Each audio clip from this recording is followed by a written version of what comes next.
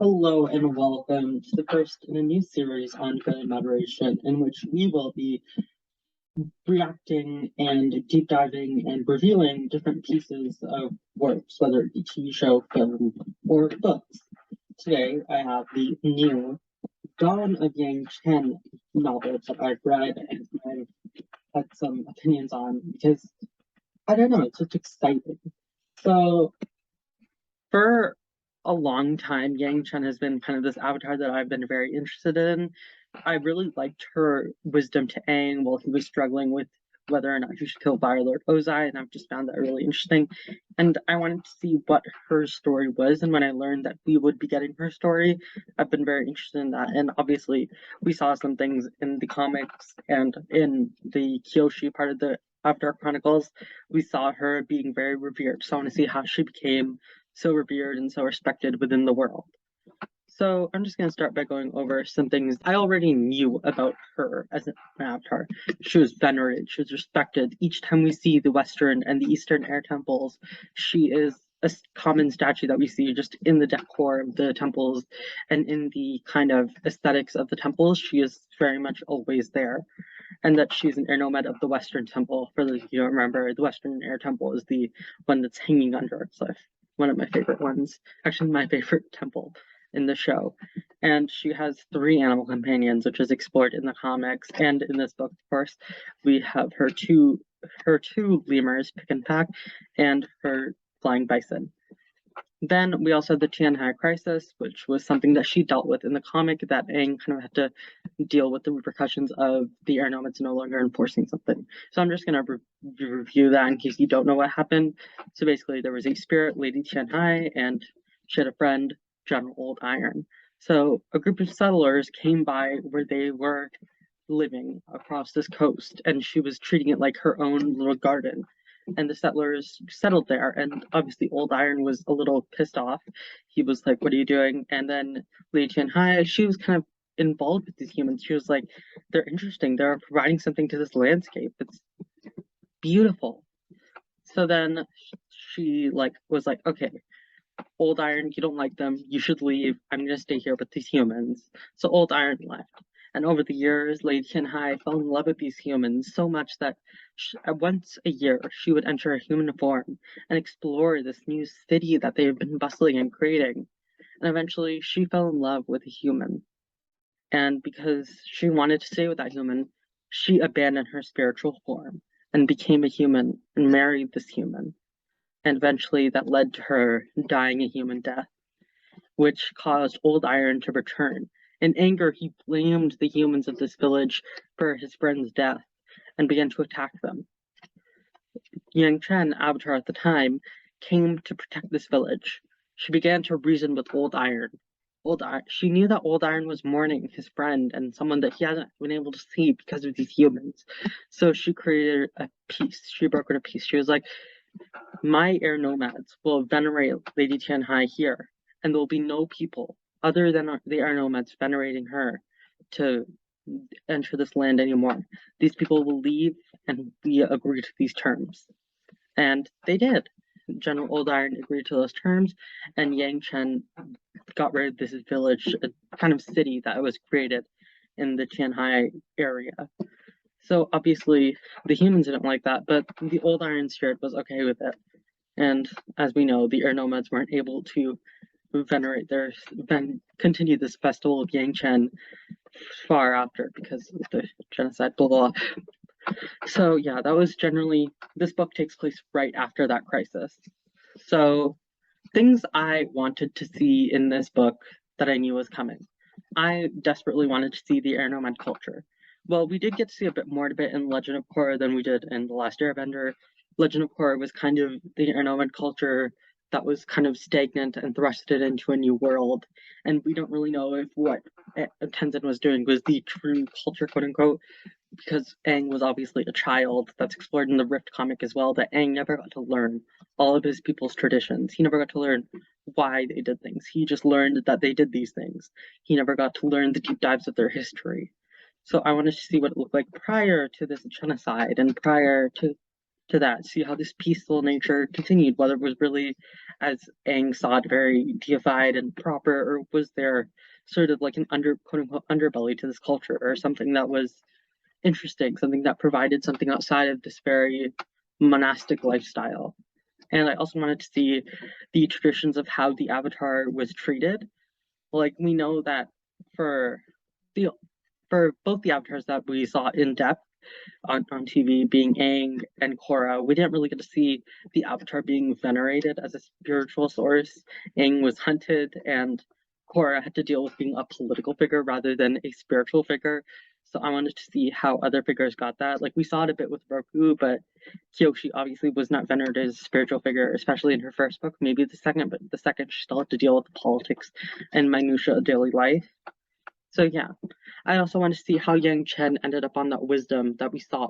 That wisdom that we saw with Aang. I want to see how she came up with this idea of how she reconciled her beliefs as an air nomad being raised in this monastic spiritual lifestyle, how she reconciled that with her belief towards duty and abandoning her own spiritual needs. Was it an easy transition for her, or was it something that she was ready to do because it wasn't a luxury that Aang had where other people could continue his culture and he could relax? No, he was the last holder of that. So I want to see if that really did burden her. Like, there was points where she felt this pain of having to abandon her spiritual beliefs in order to pursue the greater good. And further with my expectations in the other past Chronicles of Avatar's books, well, when I first saw the Rise of Kyoshi, I was very excited. Kyoshi has been a long-loved character within fandom, so I wanted to read it. And when I read it, not that I disliked it, it just wasn't my favorite of the series, and mostly because it focused very much on the action and the thrilling nature of the Avatar universe, which I just get jumbled in my brain as I read it. It was still a really good book, and I implore that you read it.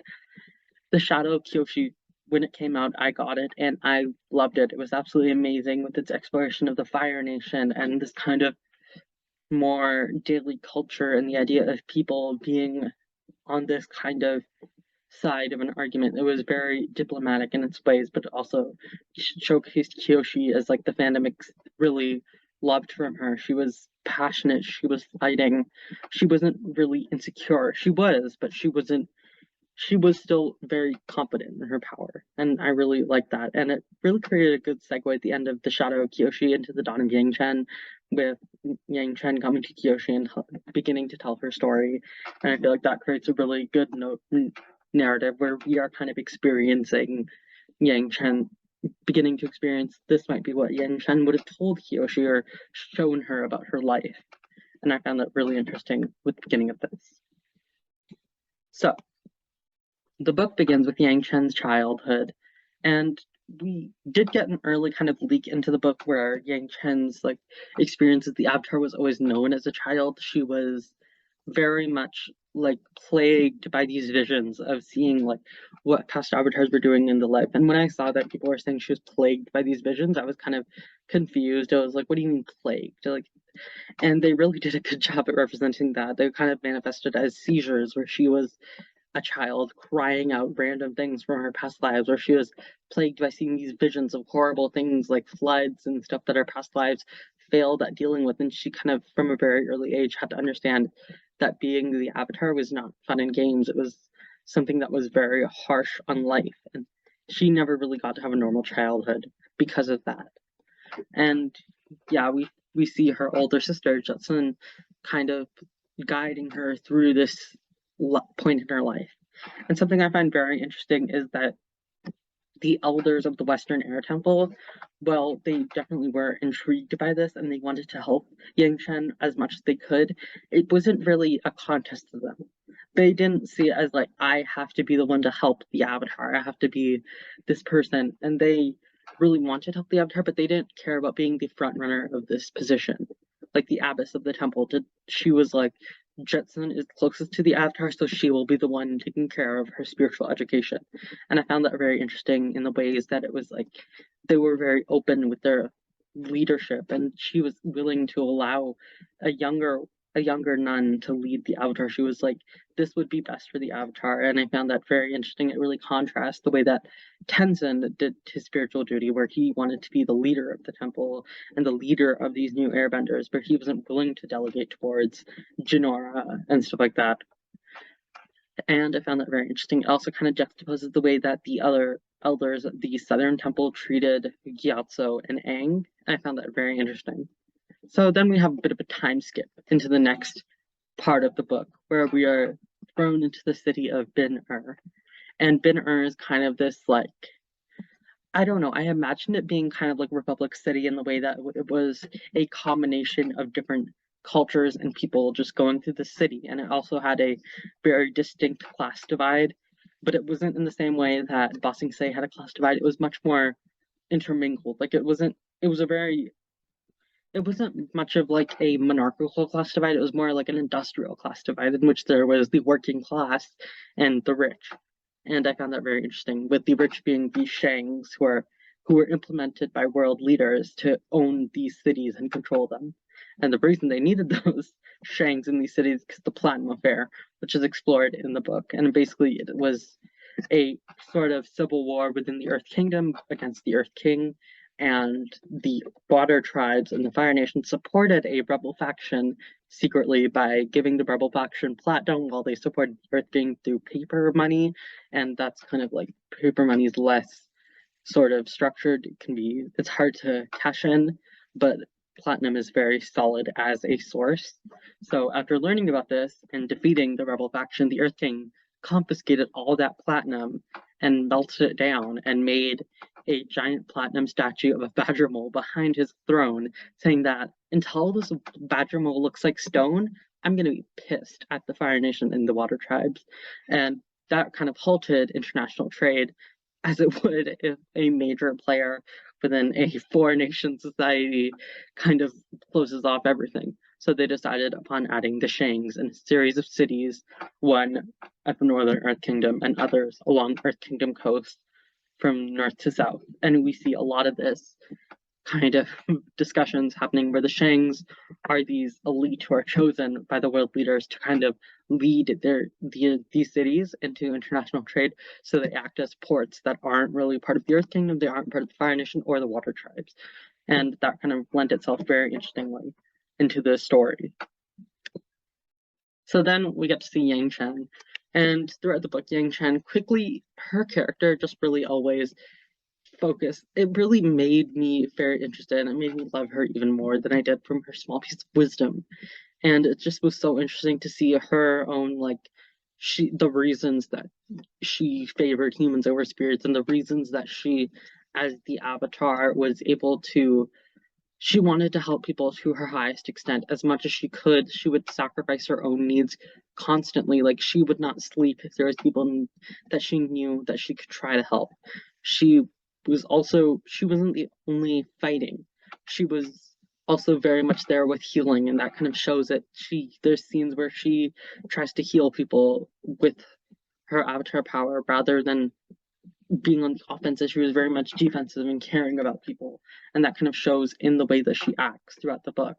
And she's also very compassionate, which leads her to do a lot of things that might harm her, but they help others, and she's willing to make those sacrifices. And we see that like in a scene where a group of Fire Nation nobles who did not listen to her, who did not heed her warnings, who reaped the price of not listening to the Avatar in spiritual matters, and they basically, to beg for her help, to beg for her to come back and help them, they all cut off their top knots and they put it in a box. And when she opened the box, it was a very surreal experience for her. She felt this kind of, these people just destroyed their personal honor, that they will not grow back these top knots until this crisis is fixed. And it showed her character in a very interesting way. And she's also very diplomatic. Like, she is willing to help others and she will listen. But another thing that I really liked about her character is that because she understood the hardships of being the Avatar, she was willing to hide it for long periods of time. She was willing to do things that other avatars would not do. She was hiding her avatar status. She was becoming a spy. She was getting down and dirty. She was hiding under floorboards, flying above, hiding, spying on people, and using runners. She had spies in every city. She had people that were in her pocket because she knew that other people were trying to get people in their pockets close to her so they could get spies on her. But she already knew about that, and she was much better than all of them at collecting her spies. And one of those spies is a boy from the Northern Water Tribe, Kravik. Now, Kravik, I really did love his character at the beginning when he was introduced. He very much kind of reminded me of Flynn Rider. He was a thief with a heart of gold. He was trying to make his way. He was trying to help his family, and something I really loved about him. And I kind of really did expect him and Yang Chen to end up together. And a bit of a spoiler, they did not end up together. They kind of ended on very opposite terms, and that made it very interesting. And yeah, Kavek I really liked. And also, one thing I forgot to mention in Yang Chen's part is that there is a kind of tension between her and the White Lotus, which is really interesting because the White Lotus, throughout all the iterations we've seen it, they've kind of been very hopeful of the Avatar, but there's this kind of point where a member of the White Lotus who Yang Chen is speaking to, they talk about, oh yeah, we saw you dealing with Tian Hai. And then she was like, but for months I was trying to find these refugees that I had misplaced from their home, that had destroyed their home. And I was trying to find them places. I was trying to find them somewhere to live. They were refugees without anywhere to go. And then the White Lotus was like, yeah. And she was angered at them that they didn't help, that even if they weren't there to help her, they weren't there to help those people, that were just sitting in their ivory tower of knowledge without actually helping anyone. And I found that really interesting that that's how the White Lotus was prior to all this. I want to see how Yang Chen deals with that in future iterations of her chronicles. And then, obviously, the book had a lot of foreshadowing into other things, and while that was something that I was very excited to see, the Shang cities being this kind of extra national part kind of reminded me of the Fifth Nation pirates, and I do kind of see them becoming the Fifth Nation of pirates if we continue down that route, becoming the Fifth Nation pirates that Kyoshi has to deal with, and we know that Yang Chen does strike deals with Fifth Nation pirates, so they have to be coming soon. So we also see the precursors to the 100-Year War, which I found very interesting when, like, national divisions. Like, I did know that Kyoshi went on to, like, kind of fracture the Earth Kingdom a bit, leading to the Fire Nation having a position of power in the world, but I didn't really see this war having precursors beyond that and I found it really interesting with the Platinum Affair kind of dealing with, like, all the nations kind of being distrustful of each other, which is very interesting. And combustion bending was also kind of foreshadowed. They talked about how combustion bending, as its beginning, was a very difficult thing. Like, it was not a source of luck or spiritualness. It was a thing that came from pain. Unlike other sources of bending, it wasn't about something where you have to, like, try and try. It was strictly from pain and practice. It wasn't from spiritual gifting. It wasn't like through the source of need, it was through the source of power, which I found very interesting. And it kind of does add some interest to Plea's story from The Legend of Korra, where she was kind of taken as a young child and used as a weapon, and kind of implicates some more torture in that rather than more like kind of secret assassin type vibes, which I found very interesting. We also see the precursors of Republic City, with a city combining all members of different nations, and I found it very interesting. And I really like that kind of multiple nation areas where there was kind of these peace zones between people and how they helped each other. Found that very interesting. And we also see the precursors of Zahir. And this is also a little bit of spoiler for the end of the book. There is a point where they have to keep a group of combustion benders secret. And Yang Chen, being the one that she is, she doesn't want to tell people about it because they know that they will abuse this power. If they know of it, they will try to get combustion benders on their armies and stuff. So she has to keep it a secret. So she goes to the Northern Air Temple and asks the abbots for help in dealing with these combustion benders. And she, in her battle with them, learned that if they don't have air, they cannot combustion bend. And she decides we need to keep them, have your airbenders create rooms with air where they will have enough air to bleed, but not enough to combustion bend. And it's like, yeah, okay. So we kind of see that precursor of that. And there's a point where the abbot asks, how much longer will my men be doing this? And Yang Chen kind of interprets it as like yes, my people are needed elsewhere, blah blah blah. And then he says something about like how I'm afraid that they're gonna learn to like it and they're gonna start doing it to other people, and that it's gonna lead to something bad. And I found it very interesting in their monastic culture, where it's kind of like this kind of interesting thing. And also with the air temples, I found it very interesting to see their culture be explored and the idea of there being rivalries between the different temples. And while that wasn't something that was kind of outright said, it wasn't like a malicious rivalry, it was like sports rivalry, like the idea of sky bison polo, which is very interesting, being the rivalries between the east and the west and the north and the south. And just throughout the book, it's been very interesting to see that. And I just really loved that entire book. It was one of my, and it's now become my favorite in the series. And I can't wait to see the next part of the story, exploring this combustion bending, this kind of pre-industrial world where there is kind of like this attempt at going to technology. It kind of even precurses this idea of like the 100-Year War, of like how in Kyoshi it kind of establishes a nice set of rules for how there is like minimal advances in technology leading to things like bigger cities and stuff like that, that we kind of start to see in the Kyoshi novels, and we might one day see in a thing exploring Roku, or how it goes forward. And I'm just really excited to see how that will work. And to be sure to let me know in the comments what you think of my analysis. And I just want to have like a discussion in the comments. Come on, it'll be fun. And with that being said, hope you guys like this video, and bye!